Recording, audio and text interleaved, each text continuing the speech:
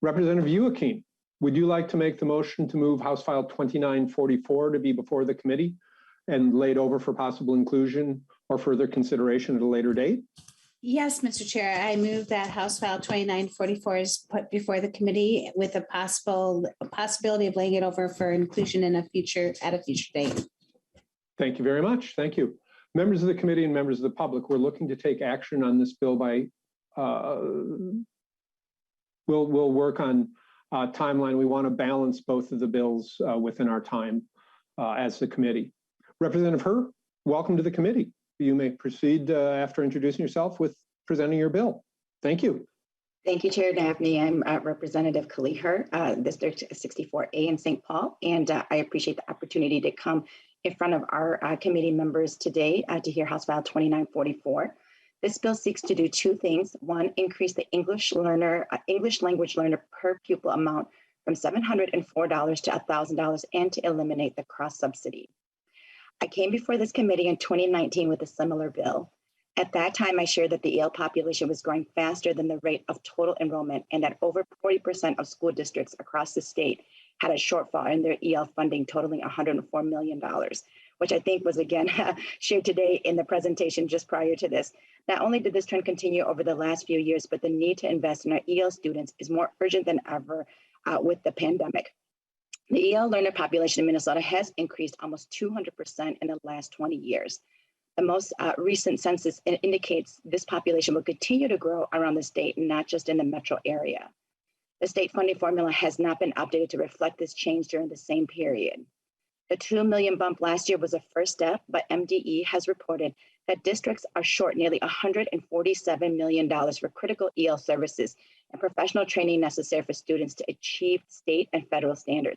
I want to point out that this is a 41% increase in the time from last time when this bill was presented, from 104 million to 147 million. That is a 41% increase. Furthermore, English language learner proficiency was added to the federal accountability plan for the 2018-2019 school year, with the goal of having 85% of English language learners proficient by 2025. The U.S. Department of Education requires that students who qualify for English language development services must receive appropriate language assistance services that are educationally sound in theory and effective in practice. One of the most common findings that the U.S. Department of Justice and Office of Civil Rights have when they review state and district EL programs is a failure to sufficiently staff and support the language assistance programs for EL students. House File 2944 phases in revenues to school districts over 4 years to address the growing EL underfunding so that districts can provide effective EL services and instructions to ensure students are career and college ready. A successful Minnesota economy will depend in part on our EL population to fill critical jobs across the state. Chair Dabney and committee, I do have testifiers present who will speak to the challenges underfunding of EL programs have in school districts. With your permission, I would like to turn it over to my first testifier. Thank you, Representative Herr, for that introduction. The first testifier I have on the list is Superintendent Joe Gothard from the St. Paul Public Schools. Superintendent Gothard, welcome back to the committee. Please state your name for the record and proceed with your testimony. Thank you. Good morning, Mr. Chair and members of the committee. I'm Joe Gothard, Superintendent of St. Paul Public Schools. First, I'd like to thank the committee and Representative Herr for bringing this important bill. St. Paul is proud to serve our emergent bilingual students who bring a wealth of knowledge to our schools. 30% of our enrollment, or over 10,000, qualify for English language services. We are also serving an additional 465 pre-kindergarten students, as well as monitoring over 4,700 former EL students for 4 years. Our current cross-subsidy in St. Paul Public Schools is $25.3 million. SPPS students and their families speak 101 languages system-wide. However, 86% speak 5 languages: Hmong, Spanish, Karen, Somali, and Amharic. Our handout provides more information on that as well. Our job is to provide instruction to ensure all EL learners reach their highest potential and are able to access rigorous curriculum while getting the necessary supports to develop their English skills at the same time. Our students arrive with different levels of literacy, both in their home country or refugee camp. We know that literacy in prior academic instruction in the students' native language is an indicator for the level of programmatic support necessary for students to reach grade level academic literacy in English and these students need additional intensive support and instruction beyond the general education curriculum in order to meet this goal. We also continue to serve students and families over the age of 21 in our adult basic education program. We use a district-wide cross-departmental approach for these students to access grade level content standards and curriculum through a collaboration and co-teaching framework. We also employ and support learners and families with newcomer programs, language immersion, bilingual or dual immersion programs, and college and career programs like Gateway to College at St. Paul College. While we exit 10% of our students each year, we could do better. In addition, we use the additional revenue to ensure more English language students can successfully access programs like advanced placement, international baccalaureate, and college in the schools courses, and certificate programs to boost instructional supports when students get stuck at the intermediate level. Please come and visit any one of our schools. I also want to share with you that our EL director, Dr. Sarah Schmidt-De Carranza, has joined me if you have any questions about our program at the completion of testimony. And I know one question that came up, she would be happy to address how we use EL exit criteria in serving our students. Again, thank you very much. Thank you, Superintendent Gothard. Next on my list is Katie Clark, Director of Teacher and Learning in the Worthington School District. Dr. Clark, welcome to the committee. Please state your name for the record and proceed with your testimony.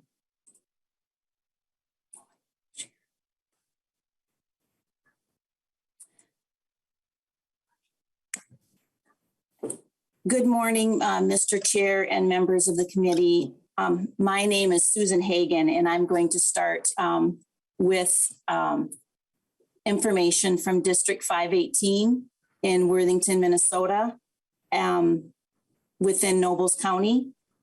I am the multilingual learner coordinator for our district, and with me is my supervisor, Dr. Katie Clark, and she will speak and share after me. Can you currently see my slides? We can. Thank you, Ms. Hagan. Okay. I wanted to thank you for allowing us to address the need for increased funding to educate our multilingual language learners. I want to start out with sharing some district data. 40% of the students in our district are English language learners. There are 34 different home language spoken. 60% of our students have a first language other than English. And we are a very diverse district with 73% of our students having an ethnicity other than white. For example, I wanted to share the data of our current freshman class. Many of our students we have 28% of our freshmen, 46% of our freshman class are multilingual learners. They're all learning English. And they are 28% of these students in the freshman class are RAILs, which are students that have arrived within the last 12 months they've arrived to the United States. 12% of these students in this freshman class are SLIFE, which are students that come with a interrupted formal education and test at least 2 years below grade level in reading and math. Many of our students have a low literacy in their first language, and this increases the challenge for academic literacy, especially when they enter the United States school system in high school. I will answer the one question that has come up on exiting EL quickly before I pass it over to Dr. Katie Clark. And the state of Minnesota has a required state assessment called the Access 2.0, and all multilingual learners are required to take that assessment each year, and they must score at a level of 4.5 or higher in at least 3 domains. Domains meaning listening, speaking, reading, and writing. And so that is the criteria. Thank you for answering Representative Erickson's question, Ms. Hagan, as well as providing some insights on the Worthington School District and your student body. Dr. Clark?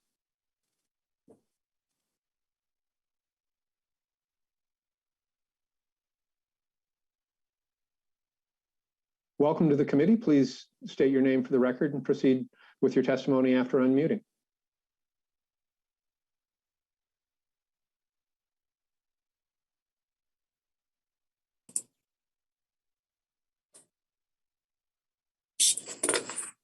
I can begin to share some of the information she shared with me.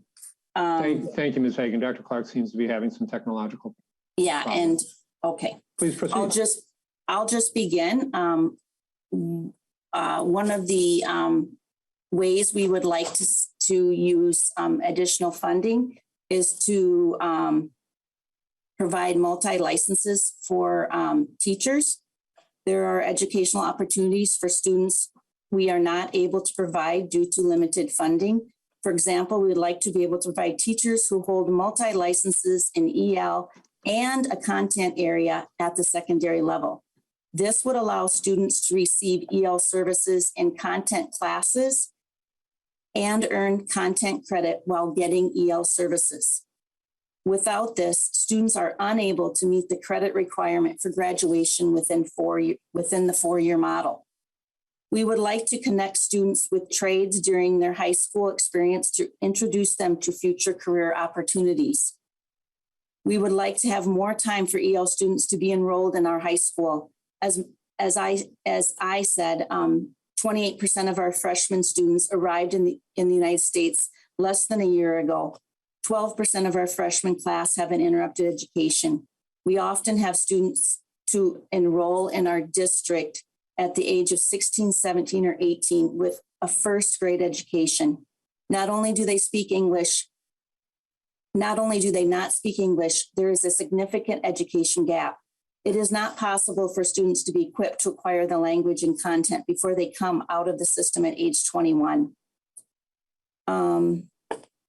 We do know that there is a program that will provide an additional year of education for our students, but there are some limits to that program and many of our students do not qualify. As a result of this, Worthington's graduation rate is impacted negatively. Even with the 5, 6, and 7-year rate, students are unable to meet the requirements to graduate from high school. Providing a pathway option for students from high school to adult basic ed that is funded for those younger than 21 is needed. For example, if a SLIFE student enrolls at the age of 18 or 19, it is unrealistic to think that they will graduate from high school by the time they are 21 or 22. These students need a pathway to transfer directly to ABE, and this needs to be supported for funding. There is no funded pathway for us to allow students this opportunity. We have highly skilled teachers who are inadequately trained in the EL area. By providing additional EL funding, it will free up general education revenue so that we can support teachers in culturally responsive teaching practices and other EL best practices. The reality is we are doing the best we can, but additional funds will allow us to provide educational opportunities for EL students at a higher level. Thank you.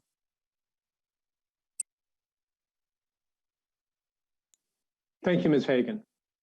Next on my list is Mr. Todd Sesker, Superintendent, Faribault Public Schools. Superintendent Sesker, welcome to the committee.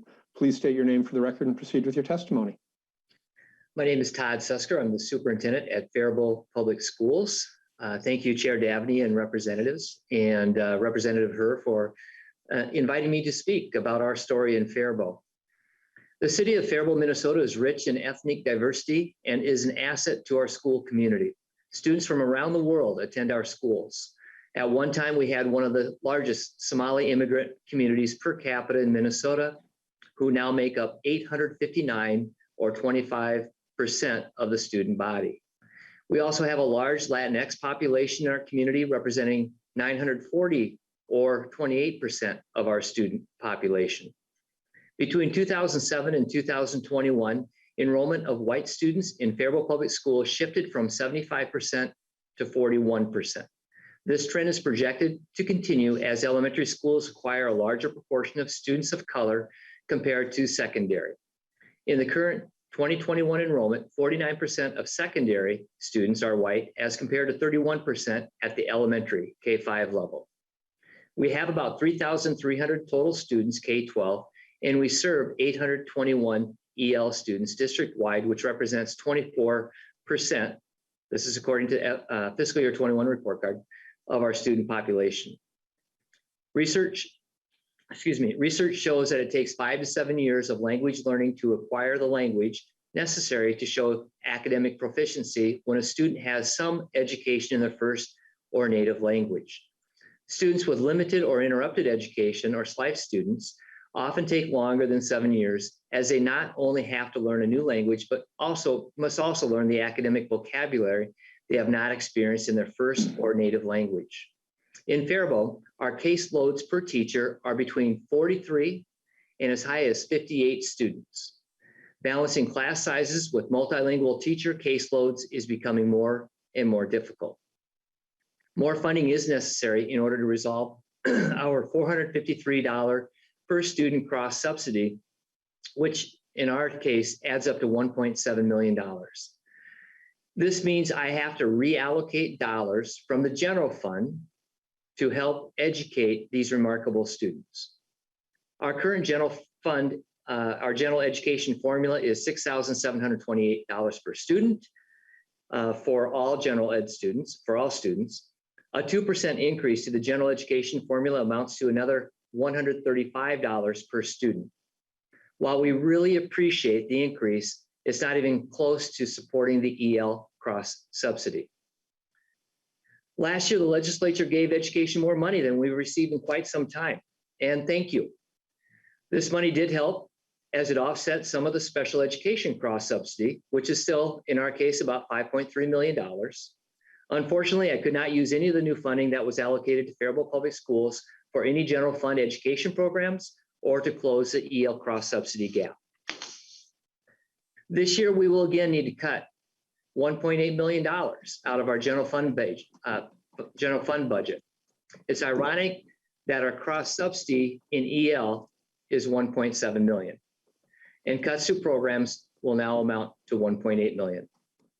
So please seriously consider increasing the EL revenue per student to $1,000, as well as eliminating the cross subsidy as indicated in this proposal.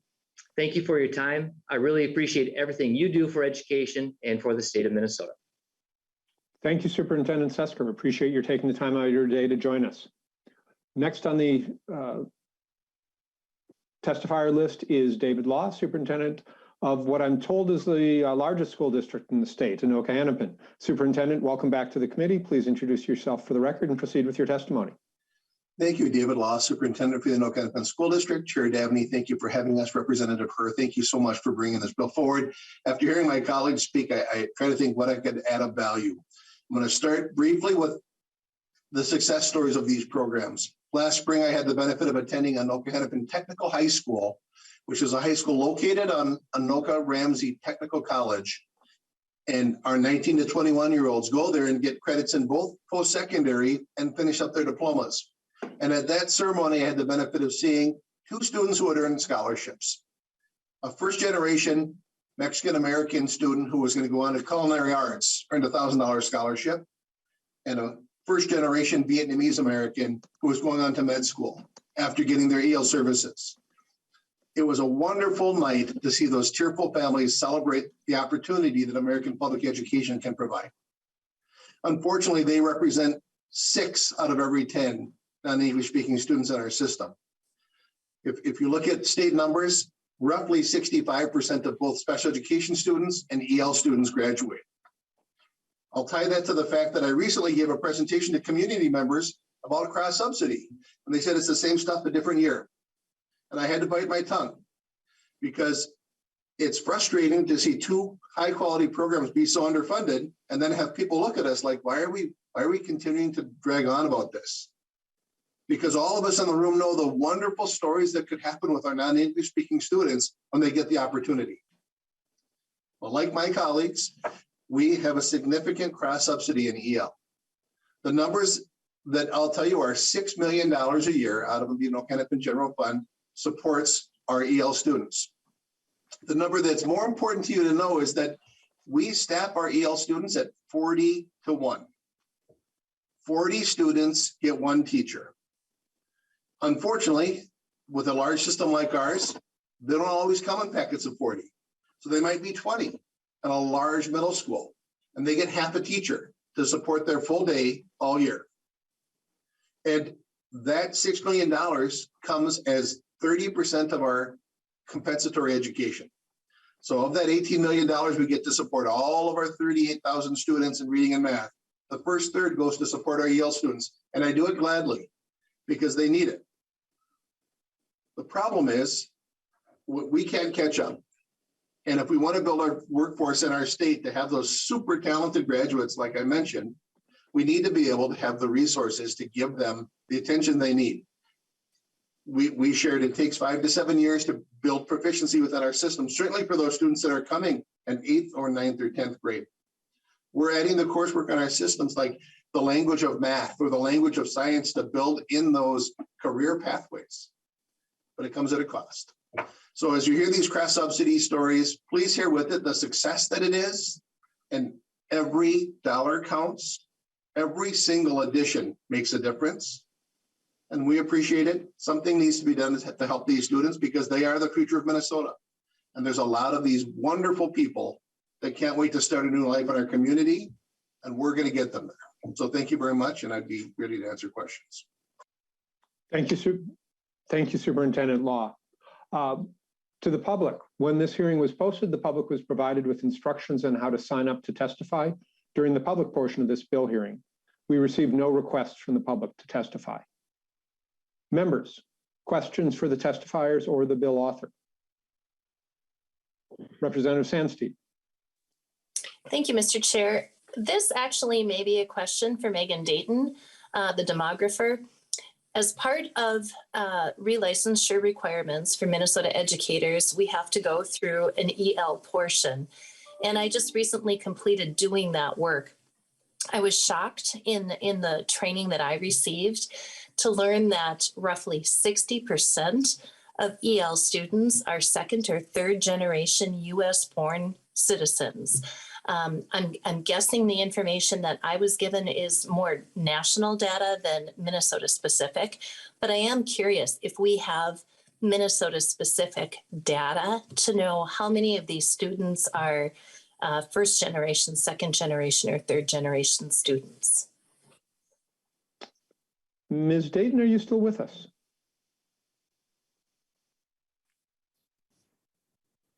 Sure, Dabney, she's no longer with us. We can send the question to her. Great question, though, Representative Sandstein. Thank you for it. Thank you, Representative Daniels. Thank you, Mr. Chair. I just wanted to ask my superintendent, Todd Sesker there. Could you run those numbers by me one more time, the percentage of EL learners for Faribault? I was kind of taken back by that. I want to make sure I got them. Yes. Superintendent Sesker. Yes, Chair Dabney and Representative Daniels. So our population is about 3,300 students, K-12. And of those, we serve 821 EL students, all a variety of wherever they're at on the spectrum.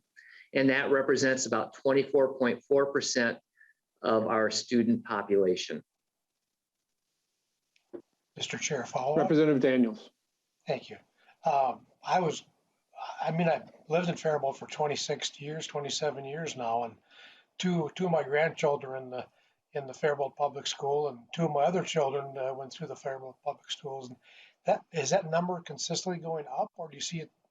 What is your projection for the future? You see it going up still, or you think it's going to level off and go down? Any prediction of the future? Superintendent, can you provide us with maybe a little bit of historical context? I don't know. I apologize. I don't know how long you've been in Faribault, but also what, to Representative Daniels' question, what do you have for projections for future English language learner population? Yeah, so when I first got here 11 years ago in Faribault, that's when the influx of our Somali community started to come in, and we saw a dramatic increase. At that time, we had probably, if you look at our student population, not necessarily our English language learner population, but our students of color were at approximately 30% to 70%. And 11 years later, our student population is now 54% students of color, and 46% of our student population is white. Our EL students, although it did, when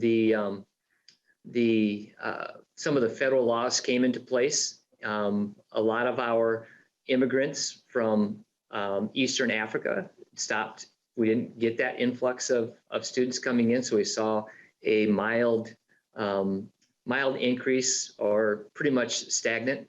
And then now in the last couple of years, we're seeing more of our folks coming from Central America that would qualify for English language learners. And we're seeing a steady increase in that population. So I'm sorry, long story short, we're going to see an increase of our EL students in the future. Representative Daniels, further questions? Thank you, Jerry. That's good. It's alarming to know that we're at 24% EL students, and that could go up. I mean, that's, for a school of Faribault size, that's that's a huge number, a lot of dollars. So it just kind of set me back to when he said 24% the first time. I thought that must be a mistake. So anyway, thanks for the clarification, Superintendent Sesker, and we'll see you around town. Yeah. Thank you, Representative Daniels. It certainly goes to the broader observation that our student population are more diverse than our state population as a whole. And it sounds like that's kind of what Faribault is seeing these days, as there are any number of communities around the state, as the demographer identified. Representative Representative Jordan, I see you have your hand raised. Thank you, Mr. Chair. I'm really glad that we're having this discussion. I know we have a number of EL students in the district that I represent, which is Minneapolis Public Schools. And these students are a real boon to our student population. They bring a lot of important context, and they help all of the students around them. I was really heartened to hear what our superintendent from Anoka Hennepin said about the strides that EL students have made, where they become, our future residents that we represent. So I'm hoping we can talk a little bit more. I was hoping I could hear more from him about some of these other programs they need and why some of this, just costs differently than general education, and what effect that has on school budgets as a whole, maybe a little bit more. Just knowing that these are important students that we need to take care of, and these aren't actually a deficit to our schools, but actually how they should be celebrated and why that might cost a little bit differently than general education. Superintendent Law? Sure, thank you. I think that's a great question. One of the things that is unique, first of all, students that come from all different educational backgrounds into our country or into our public education system need a different on-ramp. And I referenced one of the classes that we're piloting in our system is the language of math. Math has a unique language, and it's a great career launching pad. But if you don't speak English, and you haven't come from an educational setting, we need to take a year ramping you up to take that math class, just so that you're ready for all of that. And we blend some of our required math standards. But if you're starting in 9th grade and you don't have both the mastery of the language or that content, there's no way you're going to be ready for that junior year math class. So we're starting to develop some of those on-roads. In a perfect world, we'd have a talented EL or multilingual teachers standing side by side with those students as they go through the day. But the reality is that those students take a variety of courses in our high schools, and we couldn't possibly cover that. So we try to do coaching with all of our teachers as often as possible about how to support a multilingual student in your classroom, whether it be in a social studies class or an auto shop. And those two things, unique courses to help students have on-roads into required courses, and coaching for all of our teachers on how to support a multilingual student in your classroom. And it has to happen throughout the year. because we have trimesters. And so every new trimester, as kids have new classes, we need to coach a whole new set of teachers on how to support multilingual students in that content area. And it's so different in elementary school when some of those foundational skills that you're getting in first or second grade are a lot closer to where students are pedagogically. But as we get students in 7th grade or 9th grade and they start getting into these content-rich, vocabulary-rich classes, there's a lot of work to do to bridge students. And yet, we have hundreds of examples of successful students that when they get connected and they find that pathway. I testified several years ago with a student from Liberia who was starting an auto shop, who had the automotive skills from his former education, but not the language skills to be able to interact with colleagues. And that's the kind of, language acquisition for the future auto shop owner. That's a pretty specific concept. And a lot of our tech ed teachers don't have experience working with multilingual learners. So that's just a smattering of examples of some of the challenges and how do we provide those experiences. Thank you, Superintendent Law. Superintendent Gothard.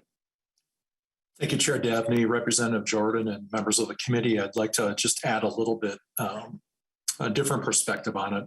I think when we look back at the history of education as it relates to newcomers to the United States and to districts around, it was real easy. Let's place students in a classroom, let's separate them from their peers because this is their language. We have one person, if we're lucky, who can speak that language, and we'll create a self-contained program. Well, we know the result of that is not what any of us want in our communities. We want a global society, and therefore we have to embrace the unique experiences from all of our students. That means that we have to have side-by-side programming all the way through a pre-K through 12 plus education. That could be by means of language, that could be curriculum development, that could be how do we reach out to families and bring families into the entire discussion. So to do that, it truly requires us looking at the types of positions and the skills that individuals have in our system to be able to deliver that throughout our entire curriculum to make sure that it is inclusive. Thank you, Superintendent Gothard. Representative Yuukim. Thank you, Mr. Chair. And I just want to say, this is such a timely discussion. I know, we all know, having served on Ed Finance, that cross subsidies don't happen overnight, that it takes time. And what we have here is a case where literally our financing is not keeping up with the need that's out there. And if we would have had time, if you've heard the demographers talk about the trends on the other end of the age spectrum and our aging population leaving the workforce and the workforce shortage that we're seeing right now, this is imperative that we address this cross subsidy and meet the need of where our students are at so that we do have that competitive workforce in the future. So I just want to thank the chair for having this bill up today and thank Representative Furr. Thank you, Representative Yuukim. And with that, Representative Yuukim renews her motion to lay over House File 2944 for possible inclusion or further consideration at a later date.